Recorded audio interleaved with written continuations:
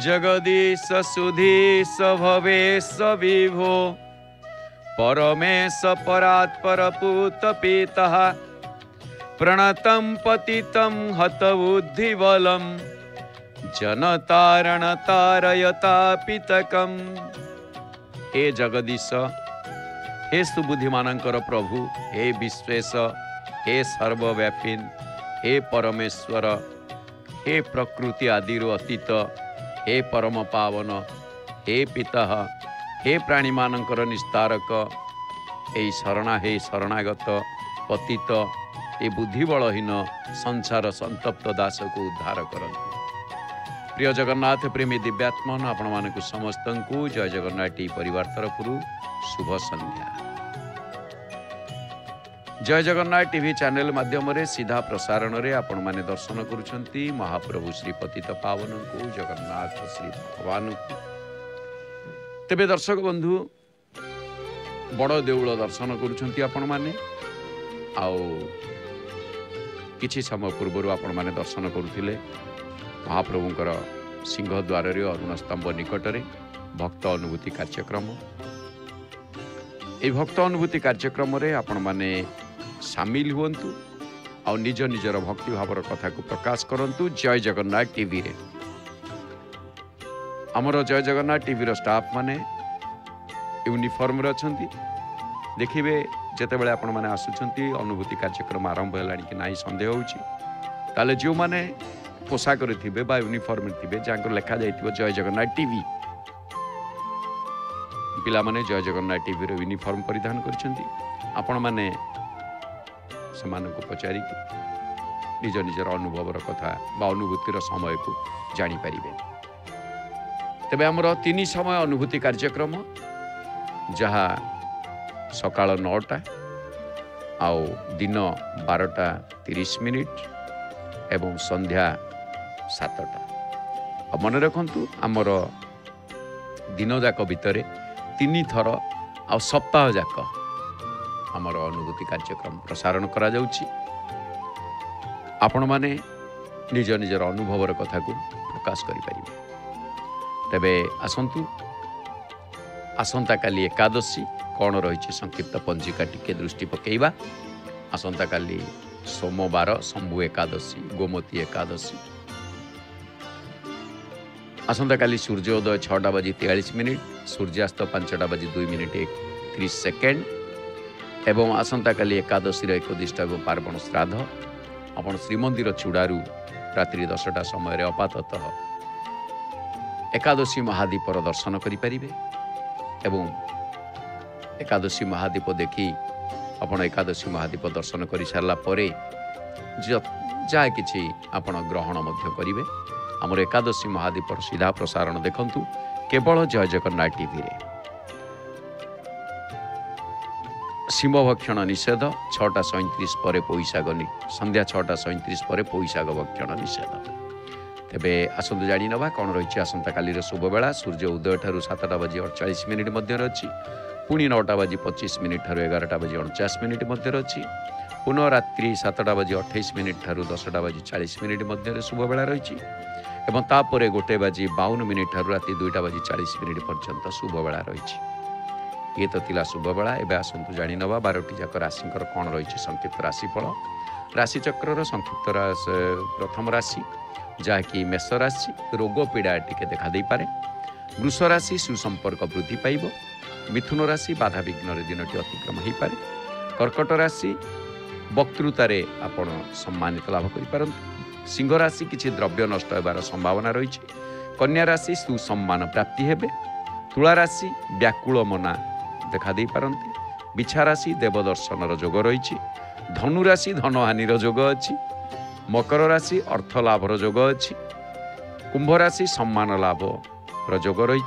Mean राशि व्यक्ति विशेष मानकर श्रीचंद्र। तेबे दर्शक बंधु ये तो थिला 12टी जाक राशिंकर संक्षिप्त राशिफल सहित आसंता कालीर संक्षिप्त पंजिका। तेबे आसंतु टिके आमे महाप्रभुंक ठारू पुनः आशीर्वाद प्राप्ति होबा। कारण महाप्रभुंक आशीर्वाद बिना ये संसार रे तांको इच्छा बिना पत्रटीए मध्य हले नाही। ध्येयं वदन्ति शिव मे नहि केचिदन्ये शक्तिं गणेशमपरे तु दिवाकरं वै रूपैस्तुतैरपि विभास्यतस्त्वमेव तस्मात् त्वमेव शरणं मम दीनबन्धो। केही शिवं को देह कहती तो कई शक्ति को कई गणेश को तो कई भगवान सूर्य को आराध्य बोली कही ध्यान योग्य बोली कही से समस्त रूप मध्य हे प्रभु आपण ही विभाषित होती। एणु हे दीनबंधु आपण ही मोर एकमात्र शरण अटंती। आसंता काली जो मानकर जन्मदिन अनेक अनेक शुभेच्छा अभिनंदन जन्मदिन बधाई एवं जो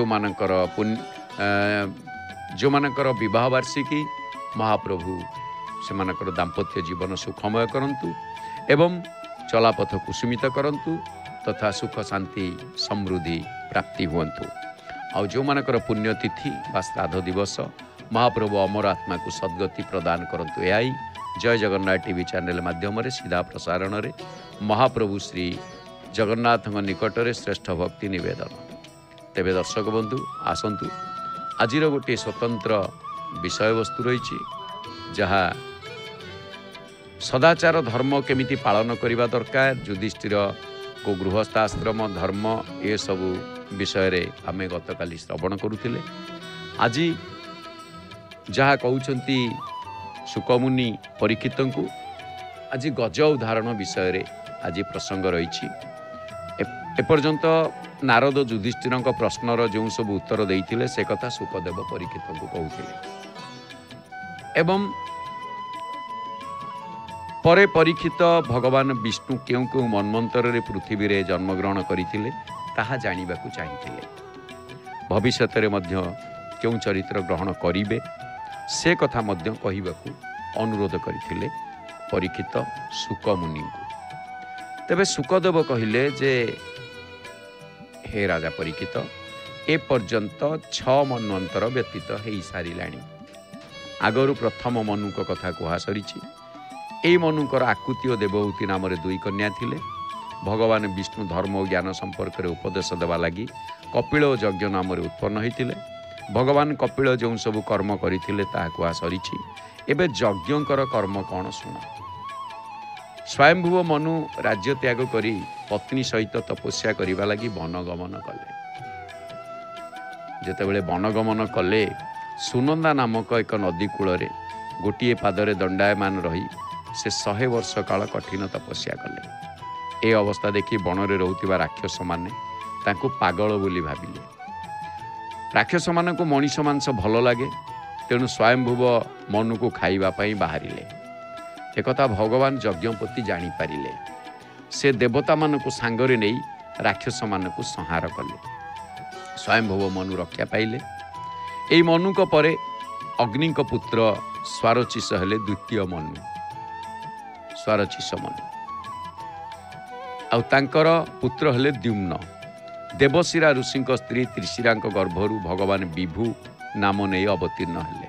तापरे प्रियव्रत पुत्र हेले तृतीय मनु।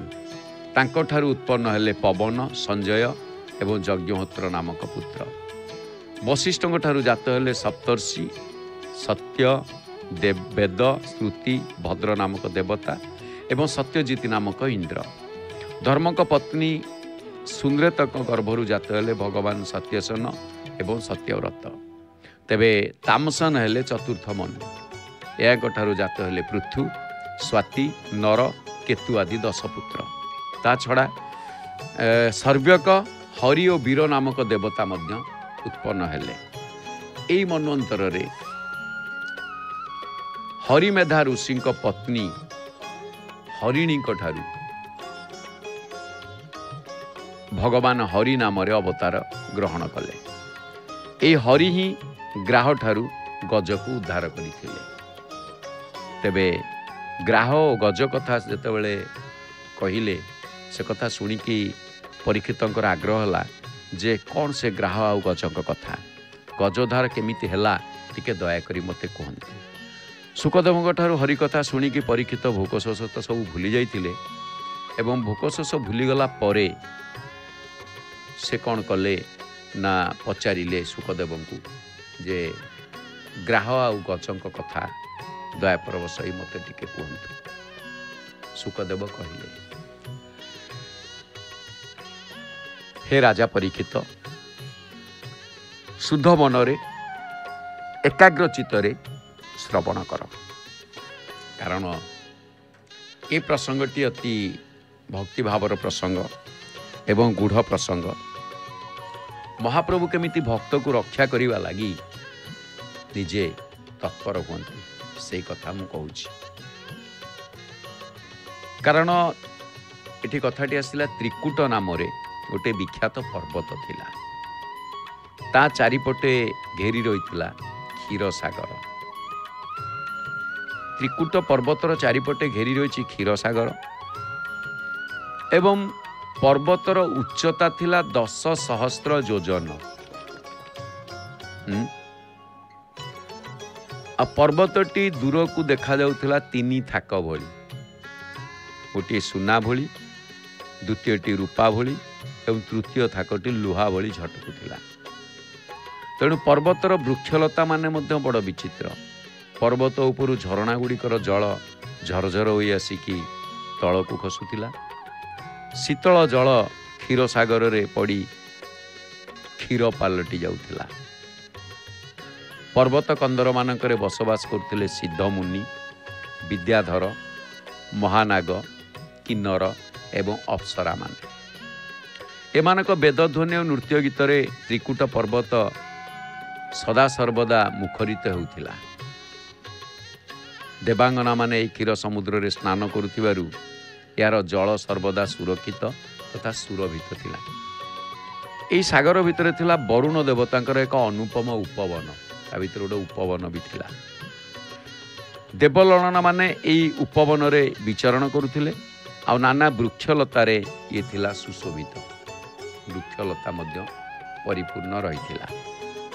दिने उपवन रे गजराज तार हस्तिनी मानक सहित प्रवेश कला।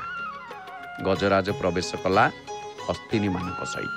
हाथी मानक भितर जे राजा सब हस्तिनी मानक सांगरे नहीं आ प्रवेश मात्रे हस्ती और हस्तिनी माने उपवनर शोभा को भंग करने को लगे उन्माद हो जाते। गछपत्र गछ सब भांगी पकईले हाथी चलीगला बेलू जहाँ छोट गछ था से गुड़िक सब भांगीगला। एमानक आगमन रे पर्वत रोहुथिबा अन्य पशुपक्षी माने भी भयभीत हो पड़िले। ये हाथी माने जेमितिका साधारण हिसाब से आम देखुचे धान क्षेत्र में बा बिलबाड़ी आखु केयर जदि हाथी पहुँची जाए तो सब आखु गुड़िक भांगी पकेब से पाकल हवा पर्यंत आ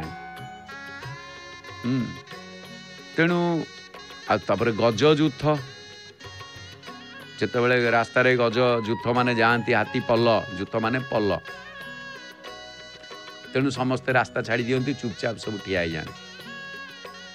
तेणु एमानक आगमन रे जो गज जूथ माने जाउथिले से आउ काहाकू मानिलेनी जलाशय रे प्रवेश कले। अच्छा जलाशय रे जेतेबेले प्रवेश कले ता भितरे स्वर्ण कमल दल गुड़िक थिला। अर्थ कौन ना से पुष्प गुड़िक सुवर्ण भली देखा जाउथिला आ से सबू को ध्वंस करी पकेले उन्माद। अर्थ कौन से सब को ध्वंस करिवार कारण कौन ना से सब को ध्वंस करिवार अर्थ जल क्रीडारे से माने मत्त हो गले। को माने ना हस्ती और हस्तिनी माने किंतु से माने कथा जानी नाहंती जे जलाशय रे रहउथिला गोटे मस्त बड़ कुंभीर बा ग्राह ता भितरे गोटे विराट बड़ कुंभीर थाए। आ ये ग्राह आसिकी कौन कला ना गजराजर गोटे गोड़ को खूब जोर रे कामुड़ी धरला। गजराज एवं हस्तिनी माने बहु उद्यम कले ग्राह ठारू उद्धार पाइबा पाई किंतु से माने पारिले नाही। गज और ग्राहर लड़ई कहा जाए तत्कालीन समय रे चलिला 1000 वर्ष धरी। ଆଚ୍ଛା, ଗ୍ରାହ ତ ଜଳ ଜୀବ, କାରଣ ଜଳରୁ ସେ ଆହାର ଗ୍ରହଣ କରିଥାଏ, କିନ୍ତୁ ଗଜରାଜକୁ କିଛି ଖାଇବାକୁ ମିଳିଲାନି, କାରଣ ସିଏ ବା କ'ଣ ତା ଭିତରୁ ଗ୍ରହଣ କରିବ। କ୍ରମଶଃ ସେ ଦୁର୍ବଳ ହୋଇପଡ଼ିଲା, ଗଜରାଜ ଦୁର୍ବଳ ହୋଇପଡ଼ିଲା। ଯେତେବେଳେ ଦୁର୍ବଳ ହୋଇଗଲା, ତେଣୁ କୌଣସି ତା ପାଖରେ ଉପାୟ ନଥିଲା। ଏକରେ ଦୁର୍ବଳ, ଦୁଇରେ ଗ୍ରାହ କବଳରେ, ସିଂହ କବଳରେ, କୁମ୍ଭୀର କବଳରେ। ତେଣୁ ସେ ଆଉ ଗ୍ରାହ କବଳରୁ ଖସିକି ମଧ୍ୟ ଆସିବା ତା ପକ୍ଷରେ ସହଜ ହେଲା ନାହିଁ। କିନ୍ତୁ ଏଇଠି ତାର ଗୋଟିଏ କଥା ମନେ ପଡ଼ିଗଲା। କ'ଣ ନା ପୂର୍ବ ଜନ୍ମର କଥା। ହଠାତ୍ ଯେତେବେଳେ ପୂର୍ବ ଜନ୍ମର କଥା ମନେ ପଡ଼ିଗଲା, ସେତେବେଳେ ସେ କ'ଣ କଲା ନା ଶ୍ରୀହରିଙ୍କୁ ସ୍ତୁତି କଲା। ଶ୍ରୀହରିଙ୍କୁ ସେ ସ୍ତୁତି କରିବାରେ ଲାଗିଲା। ବୃନ୍ଦାବନରେ ବାସ ଆଉ ଲୀଳା ଅତ୍ୟନ୍ତ ପ୍ରିୟ ସୁନ୍ଦର, ପ୍ରଭୁ ଜଗନ୍ନାଥ ନୟନର ପଥେ ଗୋଚର ହୁଅନ୍ତୁ ମୋର। ମହୋଦଧିରେ କନକ ବରନ ଶ୍ରୀନୀଳଗିରି ଶିଖରେ, ମନ୍ଦିରେ ବସିଛ ମହାବଳୀ ଭ୍ରାତା ବଳଭଦ୍ର ସହିତରେ। ମଧ୍ୟରେ ସୁଭଦ୍ରା ସକଳ ଦେବଙ୍କୁ ଦିଅ ସେବା ଅବସର, ପ୍ରଭୁ ଜଗନ୍ନାଥ ନୟନର ପଥେ ଗୋଚର ହୁଅନ୍ତୁ ମୋର। ତେଣୁ ଯେତେବେଳେ ମହାପ୍ରଭୁଙ୍କ ପାଖରେ ଶରଣ ପଶିଲା, ମହାପ୍ରଭୁଙ୍କ ନାମକୁ ଧାରଣ କରିବାକୁ ଲାଗିଲା, ତେଣୁ ସେଠି ଭଗବାନଙ୍କର ସମସ୍ତ ଗୁଣଗାନ କରିକି ବାରମ୍ବାର ପ୍ରାର୍ଥନା କଲା। ନିରାକାର ବ୍ରହ୍ମ ହୋଇ ସର୍ବପୂଜ୍ୟ, ପୁନଳ ଜଳ ନୟନ, ନୀଳଗିରିବାସୀ ଅନନ୍ତଙ୍କ ଶିରେ ସ୍ଥାପିଛ ପ୍ରଭୁ ଚରଣ।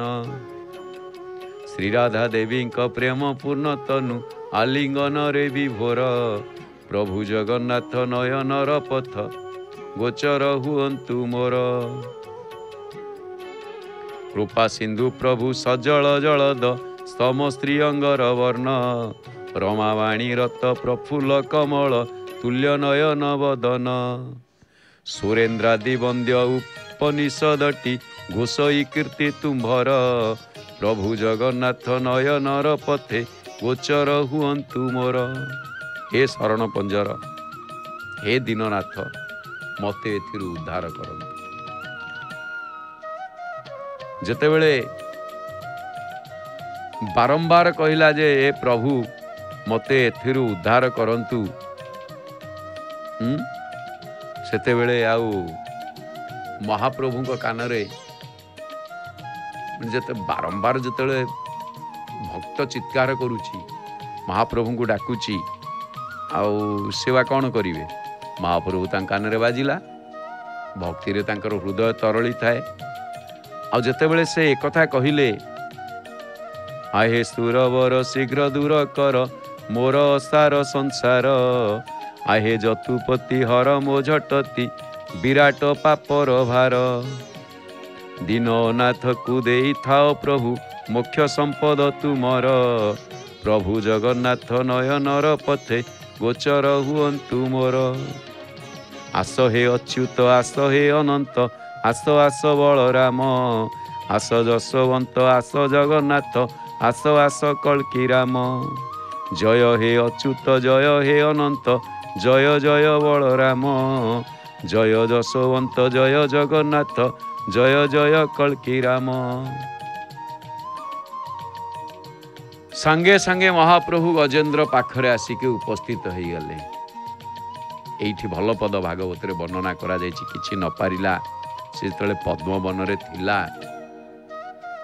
କାରଣ ଗ୍ରାହକୁ ଯେତେବେଳେ ଗଜକୁ ଗ୍ରାହ ଭିଡ଼ୁଛି, ଆକୁଳ ଚିତ୍କାର କରୁଛି, ସେଇଠି ଗୋଟିଏ କଥା ଆସିଛି टेकी धरिला पद्मनाल बोइला रख आदि मूल जेतेबेले आदि मूल हिसाब से महाप्रभु को स्तुति करे देखिले ग्राह हस्तीर जोरसोर लड़े चली कुंभीर जल रे आ हाथी पड़ जा कबल किंतु गजेंद्र भगवान को जेतेबेले गरुड़ उपरे देखिला महाप्रभु उपस्थित हो गले देखिबा मात्रे लड़े भूली जाई निज सुंढ द्वारा गोटे पद्म फूल तोड़िकी भगवान को अर्पण कला। एठी भागवत भल वर्णना कर टेकी धरी कारण गज लड़ी कुंभीर गज सहित लड़ुची से पर्यंत लड़े सरुनी कई काठारू अवश्य दुर्बल हो गलानी हाथी ना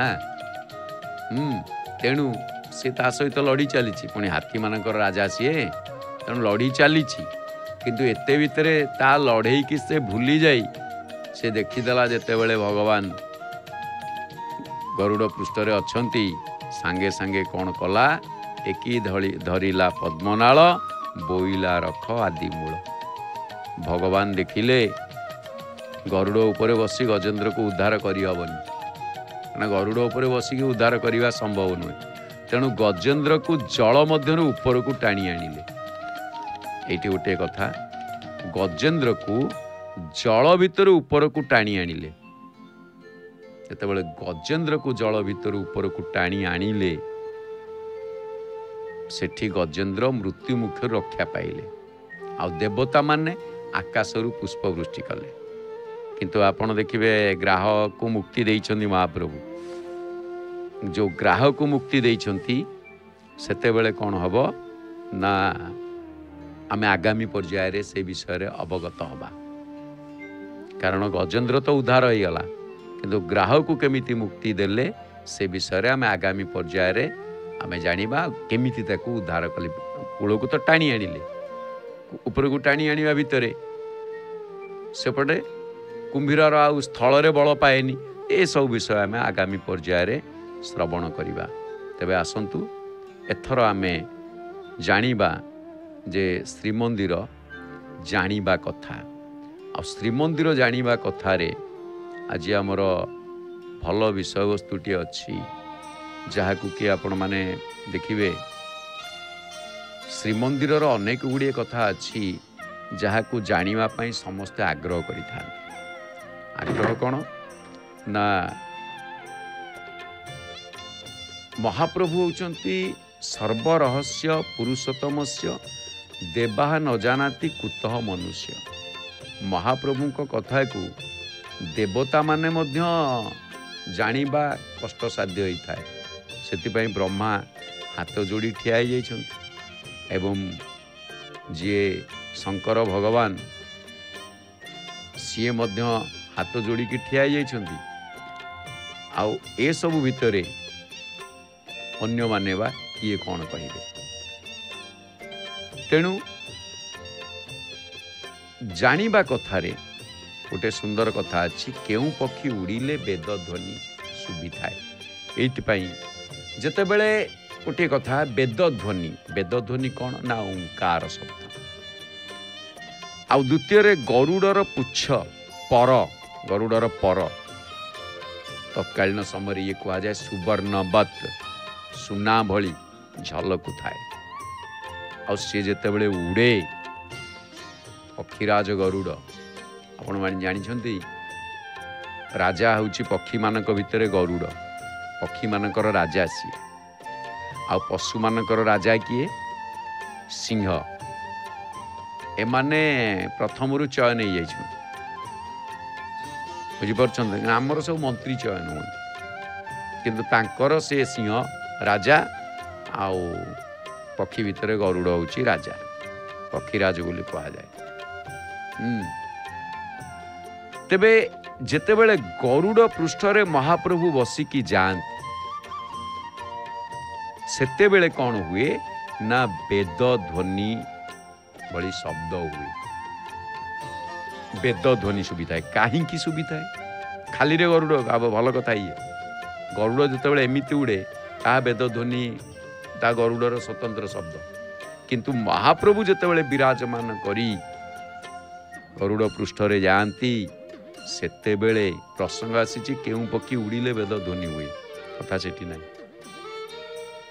किंतु से पक्षी अर्थ गरुड़ पक्षी उड़िले किंतु महाप्रभु ता पिठी रे बसी थिबारु महाप्रभु निजे वेदंक वेद हेई थिबारु महाप्रभु निजे ओंकार रूपधारी प्रणव निजे वेद हेई थिबारु तेणु करी वेदरे जगन्नाथ नाम विशेष भाव में न आसुथिबारु गरुड़ पक्षी उड़ी गले तांको वाहन गरुड़ जेहेतु महाप्रभु सामने विद्यमान तेणु गरुड़ पक्षी उड़िले कौन हुए ना वेद ध्वनि शुभी थाए। आज जानिबा कथारे भल प्रसंग थिला कौन ना केउ पक्षी उड़िले वेद ध्वनि हुए गोटे भल कथा आसे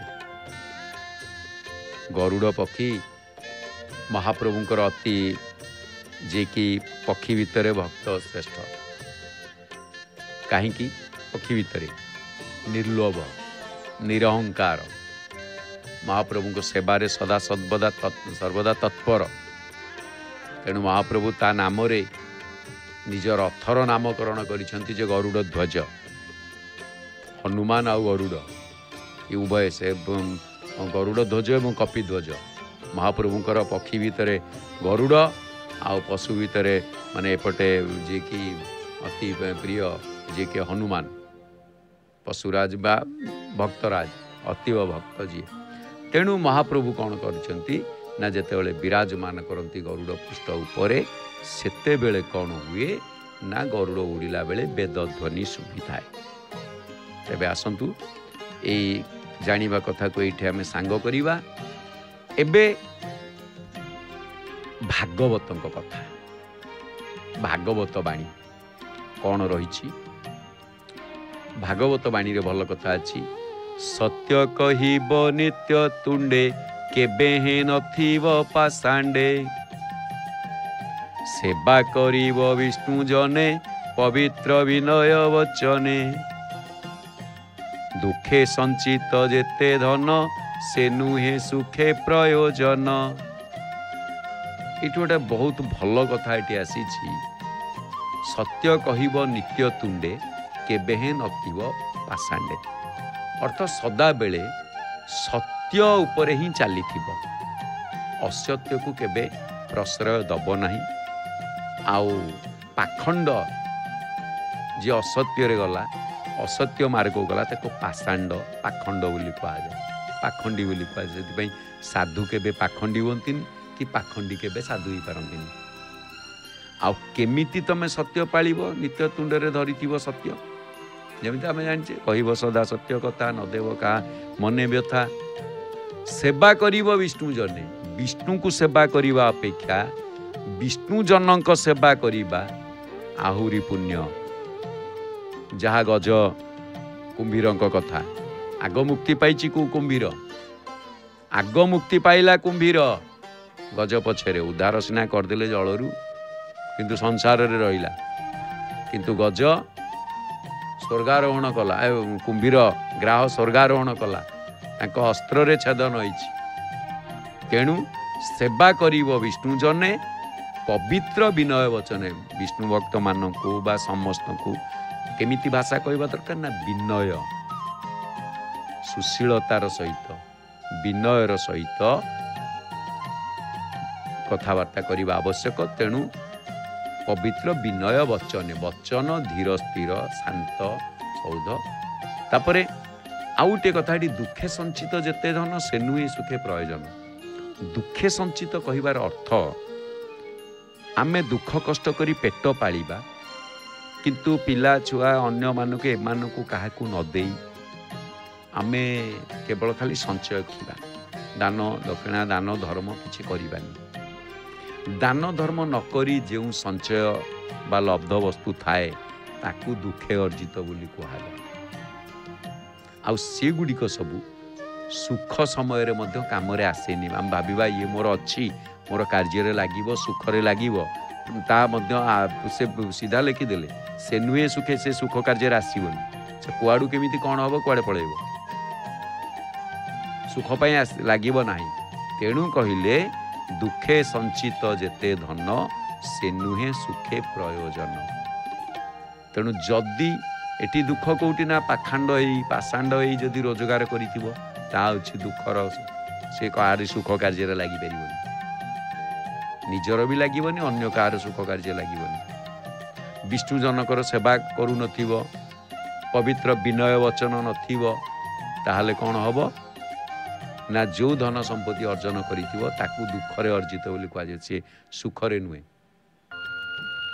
कारण एठी गोटे जीवे अज्ञान भाव देख दुख को मणे महासुख। जीवर जो अज्ञान भाव जानुची संसार कौन, मु किए कौटू आसीची कौन, दिने ना दिने मते संसार जीवाकू पड़िबो, से भावुची सत्य जेमिति मु कुआडे जीविनी, मोर ए यौवन केबे क्षीण हबनी, मु केबे बुढ़ा हेबिनी। तेणु एठी गोटे कथा कहला दुखे संचित जेते धन से नुहे सुखे प्रयोजन। तेबे दर्शक बंधु आज आम ये भागवत बाणी को सांग करिबा, आजिर कथा प्रवाह को रात्रि समय ये आम सांग करिबा।